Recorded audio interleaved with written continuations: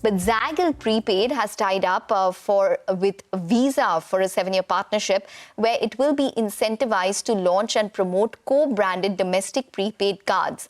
Avinash Godkhindi, who's the MD and the CEO, joins in from Zaggle to discuss this. And there are 3 talking points that we will be focusing on: the accruals to business from the partnership with Visa, updates on achieving the growth guidance, and if any acquisitions are on the cards or not. Avinash, thank you very much for joining in. Well, let's start with this partnership that you have with Visa. Can you just explain the contours to us, and what would it mean from a P&L perspective? Yeah, good morning and Happy New Year to all your viewers and to all of you at CNBC-18.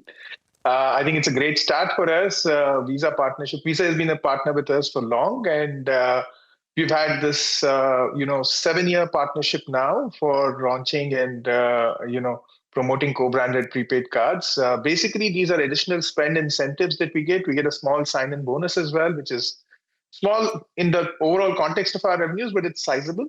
And we get, spend-linked incentives, which really helps us push our bottom line over the years for the spends that we are in any case generating. So there's no additional effort or no additional expense that we incur.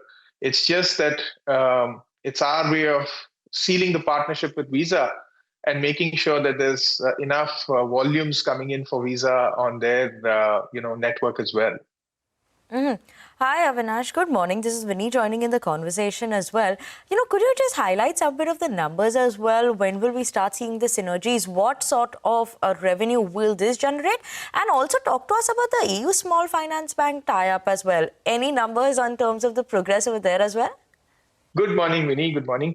Yes, I think it's a great partnership, the EU one, where we're doing 3 different things: the retail card, the corporate credit card, as well as the prepaid card, right? So that's going to be the first bank where we are doing all 3 products. Yes Bank is the second one where we are doing all 3 through the acquisition of Rio Money, which is now renamed as Zag, right? So those are the things which we are doing with AU, and we are yet to go live with the product. It's sort of a closed loop testing that we are doing right now.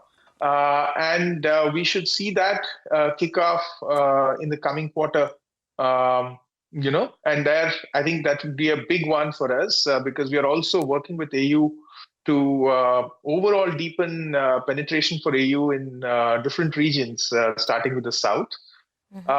Coming to the Visa partnership, look, this is additional basis points of incentive that comes in, Vinny. It's part of our program fees, and that's why we call our program fees and not interchange income, because interchange income is what comes to us from the banks, and that gets augmented with the payout that Visa, MasterCard, these networks do. So it's going to be a very healthy addition to our bottom line.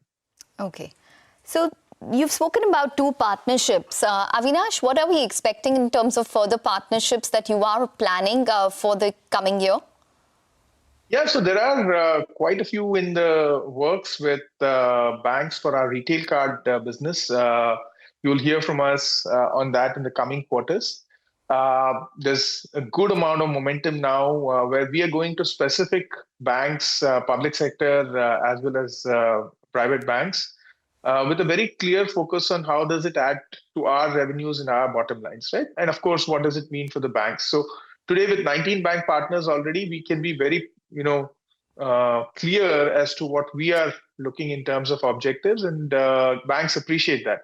They like the fact that we know what we want and we know what we can give them. So those are partnerships that you'll hear from us in the coming quarters. Some could close this quarter, and some in the coming quarters. Okay. Right. Waiting for more announcements there as well in terms of more partnerships that will come in Q4. Avinash, but could you highlight in terms of your growth guidance, right? That's at 40-45%, I believe, is your growth guidance that you all had given. First 2 quarters, you managed to do well. First quarter was around 31-32%. Second quarter, 40%. Q3 is over. Has that continued, and could we expect you to achieve the growth guidance for FY26 end? Yeah, FY26 guidance, we are absolutely on track, Winnie. Q3, Q4, we have seasonality in our business, so are always, you know, skewed 60-40 in terms of overall revenue contributions. And we had actually originally announced 35 to 40% as our guidance, which we upped to 40 to 45%. Please note that this is all organic.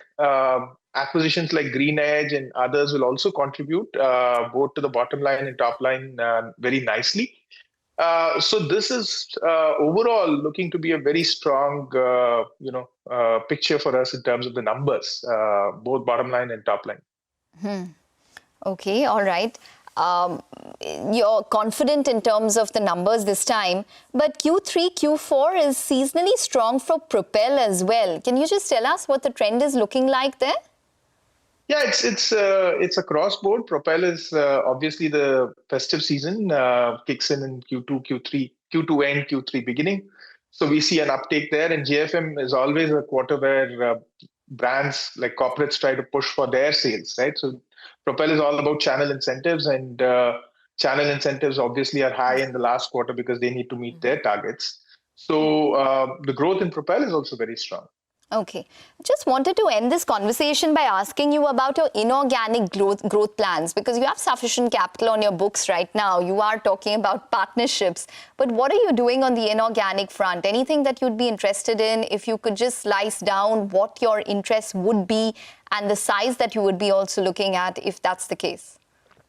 Yeah, so what we are doing is twofold. We are closing the acquisitions that we have historically announced. So Rio.Money, Green Edge, a lot of these got closed. We are working on closing a couple of others as well. And in addition, there are, new conversations that are happening. We're looking for one sizable deal, which would be bigger than all the deals that we've done so far, right? And those are ongoing discussions at a fairly advanced stage. But beyond that, wouldn't be able to give more details as to what space and what is the opportunity there. But those conversations are going very well.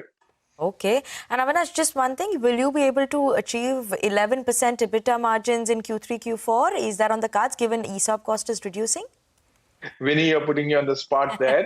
We are given a guidance of 10 to 11%. We will achieve our guidance. Hopefully, we'll be doing better than the last quarters. But we will stay in our 10 to 11% band. Okay, 10 to 11% guidance. Avinash, thank you so much for joining us this morning and speaking with us about the new tie-ups and what we can expect from the company going forward.